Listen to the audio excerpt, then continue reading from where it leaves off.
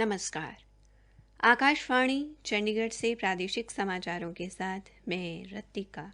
पहले इस बुलेटिन के मुख्य समाचार। प्रधानमंत्री नरेंद्र मोदी ने घोषणा की है कि 18 वर्ष से अधिक आयु के सभी व्यक्तियों को कोविड की वैक्सीन मुफ्त दी जाएगी। केंद्रीय माध्यमिक शिक्षा बोर्ड ने 12वीं कक्षा के विद्यार्थियों के प्रैक्टिकल विषयों और आंतरिक मूल्यांकन के अंक अपलोड करने की अंतिम तिथि 28 जून तक बढ़ा दी है। हरियाणा के वन मंत्री ने कहा है कि प्राण वायु देवता नामक अनूठी योजना के तहत 75 वर्ष से ऊपर के वृक्षों के रख रखाव के लिए प्रतिवर्ष 2500 रुपये पेंशन दी जाएगी। और श्री माता मनसा देवी मंदिर को आज से श्रद्धालुओं के लिए खोल दिया गया है। कोविड संक्रमण के मद्देनजर हम अपने सभी श्रोताओं से अपील करते हैं कि वे लापरवाही न बरतें। सभी सुरक्षा उपायों का पालन करें और 44 वर्ष से अधिक आयु के लोग जिन्होंने कोविड वैक्सीन का पहला टीका लगवा लिया है, सही समय पर दूसरा टीका लगवाएं। इन 3 सरल उपायों का पालन करते हुए सुरक्षित रहें। मास्क लगाएं, 2 गज की सुरक्षित दूरी बनाए रखें, बार-बार हाथ धोने और साफ सफाई का ध्यान रखें। केंद्र सरकार ने कोरोना वायरस के संक्रमण और इलाज व सावधानियों से संबंधित कोई भी जानकारी लेने के लिए राष्ट्रीय और राज्य स्तर पर हेल्पलाइन सेवा शुरू की है। राष्ट्रीय हेल्पलाइन का नंबर है 011239780046 तथा 1075। हरियाणा का हेल्पलाइन नंबर 8558-893911 है, जबकि चंडीगढ़ का नंबर 9779558282 है।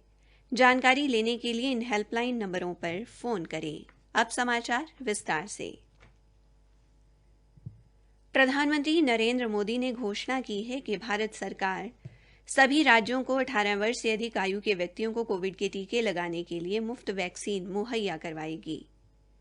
आज शाम राष्ट्र को संबोधित करते हुए श्री मोदी ने कहा कि किसी भी राज्य सरकार को वैक्सीन पर कोई खर्च नहीं करना पड़ेगा और भारत सरकार सभी देशवासियों को निःशुल्क वैक्सीन उपलब्ध करवाएगी।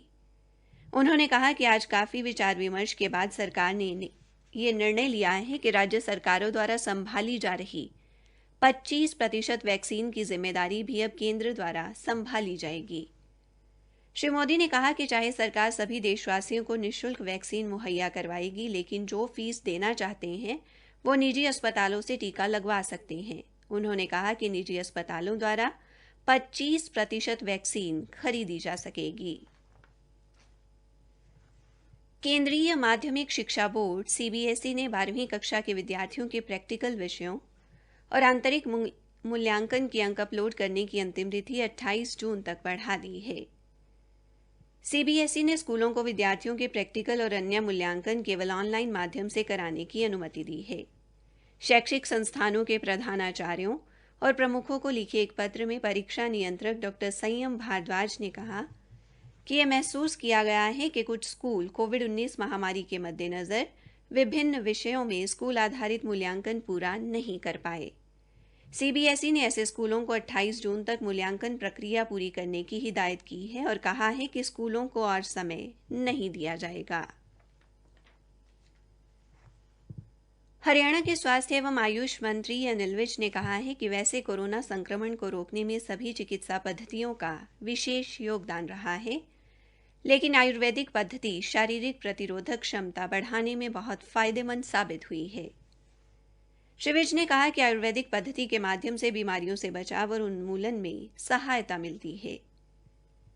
उन्होंने लोगों से कहा कि वे आयुर्वेदिक चिकित्सकों की सलाह से काढ़ा या फिर अन्य रोग प्रतिरोधक क्षमता बढ़ाने वाली दवाओं का उपयोग करते रहें और इसके साथ साथ संक्रमण से बचने के लिए सरकार द्वारा जारी दिशा निर्देशों की 100% पालना भी जरूरी है। उन्होंने कहा कि आयुष विभाग द्वारा कोविड-19 से बचाव के लिए विभिन्न गतिविधियों के माध्यम से लोगों को जागरूक किया जा रहा है। सरकार द्वारा कोरोना वायरस को फैलने से रोकने के लिए वृहद पैमाने पर सतत प्रयास किए जा रहे हैं और कोविड मरीज बड़ी संख्या में स्वस्थ होकर घर लौट रहे हैं।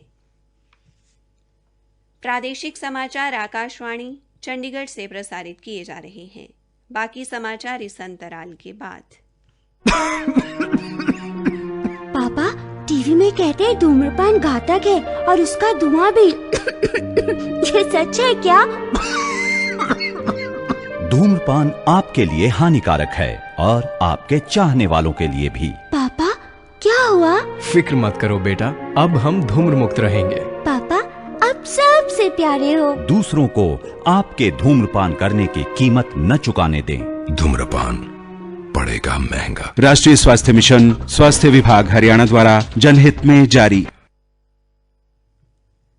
हरियाणा के वन एवं शिक्षा मंत्री कंवरपाल ने कहा है कि प्राण वायु देवता के नाम से देश में अपनी तरह की अनूठी योजना शुरू की गई है, जिसके तहत 75 वर्ष से ऊपर के वृक्षों के रख रखाव के लिए प्रतिवर्ष 2500 रुपये पेंशन दी जाएगी और इस पेंशन में भी बुढ़ापा पेंशन के अनुसार हर वर्ष वृद्धि होगी। श्री कंवरपाल ने बताया कि हरियाणा में हरियाली को बढ़ावा देने के लिए एक वर्ष में लगभग 3 करोड़ पेड़ लगाए जाएंगे। उन्होंने कहा कि राज्य के प्रत्येक गांव में पंचवटी के नाम से पौधारोपण किया जाएगा और पंचायतों की 8 लाख एकड़ भूमि के 10% भाग में पौधारोपण होगा, जिससे बड़े पैमाने पर हरियाली को बढ़ावा मिलेगा। वन मंत्री ने यह भी बताया कि ऑक्सीवन योजना के तहत हरियाणा के सभी शहरों में 5 से 100 एकड़ तक की भूमि पर पेड़ पौधे लगाए जाएंगे और किसानों का मनोबल बढ़ाने के लिए प्रोत्साहन राशि भी प्रदान की जाएगी।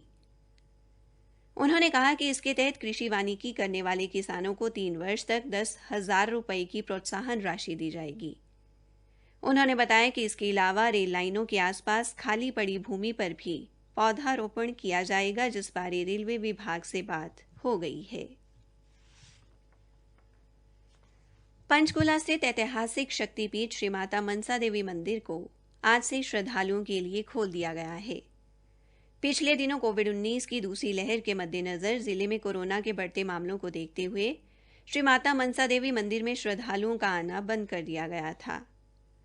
माता मनसा देवी श्राइन बोर्ड के सचिव शारदा प्रजापति ने बताया कि शारीरिक दूरी को ध्यान में रखते हुए फैसला लिया गया है कि केवल 21 श्रद्धालु ही सुबह 6 से 8 बजे तक माथा टेक सकेंगे और उनके लिए कोविड संबंधी अन्य दिशा निर्देशों का पालन करना भी जरूरी होगा। सिरसा जिले के नशा विरोधी प्रकोष्ठ की पुलिस टीम ने टी पॉइंट बाजेका मार्ग से ट्रैक्टर टैंकर सवार 2 व्यक्तियों को लाखों रुपए की 190 किलोग्राम डोडा पोस्ट सहित गिरफ्तार किया है। पुलिस अधीक्षक भूपेंद्र सिंह ने बताया कि पकड़े गए आरोपियों की पहचान सिरसा के पनिहारी निवासी करण कुमार व रणजीत सिंह के रूप में हुई है।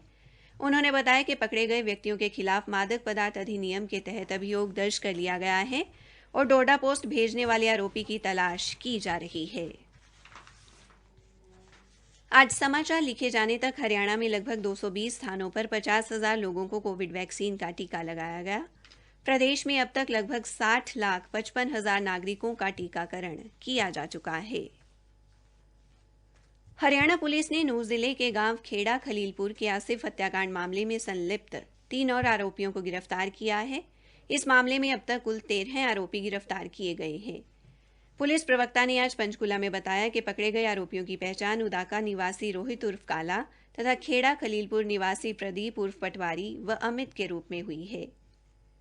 ये तीनों आसिफ की हत्या के बाद से फरार थे। विशेष जांच दल ने इन्हें गुप्त सूचना मिलने के बाद काबू किया। प्रवक्ता ने बताया कि रोहित को आज गिरफ्तार किया गया, जबकि 2 अन्य आरोपी कल पकड़ लिए गए थे। प्रधानमंत्री नरेंद्र मोदी इस महीने की 27 तारीख को आकाशवाणी पर मन की बात कार्यक्रम में देश विदेश के लोगों के साथ अपने विचार साझा करेंगे। इस मासिक कार्यक्रम की यह 78वीं कड़ी होगी। प्रधानमंत्री ने इसके लिए लोगों से उनके सुझाव आमंत्रित किए हैं। लोग ओपन फोरम, माईगॉव और नमो ऐप पर अपने विचार साझा कर सकते हैं। आप टोल फ्री नंबर 1800117800 पर हिंदी या अंग्रेजी में अपने संदेश रिकॉर्ड करवा सकते हैं। अंत में मुख्य समाचार एक बार फिर। प्रधानमंत्री नरेंद्र मोदी ने घोषणा की है कि 18 वर्ष से अधिक आयु के सभी व्यक्तियों को कोविड की वैक्सीन मुफ्त दी जाएगी। केंद्रीय माध्यमिक शिक्षा बोर्ड ने 12वीं कक्षा के विद्यार्थियों के प्रैक्टिकल विषयों और आंतरिक मूल्यांकन के अंक अपलोड करने की अंतिम तिथि 28 जून तक बढ़ा दी है। और हरियाणा के वन मंत्री ने कहा है कि प्राण वायु देवता नामक अनूठी योजना के तहत 75 वर्ष से ऊपर के वृक्षों के रख रखाव के लिए प्रतिवर्ष 2500 रुपये पेंशन दी जाएगी। इसी के साथ प्रादेशिक समाचार समाप्त हुए।